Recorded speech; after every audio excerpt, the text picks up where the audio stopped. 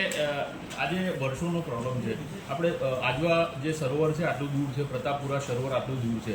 Sir, આપણે આટલું દૂરનું પાણી આપણે શહેરમાં લાવીએ છીએ અને આવી આફતને આપણે નોતરીએ છીએ. સર, આટલા વર્ષોમાં આપણે કોઈ એવું આયોજન જ નથી કરી શક્યા કે પાણીના બીજી કોઈ વોટર બોડીમાં ડાયવર્ટ કરી શકીએ. સર, આપણે 2004-5 પછી બીજી વખત એટલે કે 20 વર્ષ પછી આવી પરિસ્થિતિ ઉદ્ભવી છે.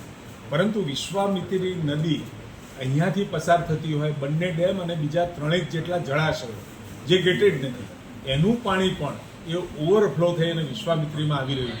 આપણે આવતા સમયની અંદર મારે અહીંયા મ્યુનિસિપલ કમિશનર સાથે વાત થઈ છે કે આજવા ડેમમાં એક આપણા ત્યાં કેનાલ પણ નર્મદાની પસાર થઈ રહી છે.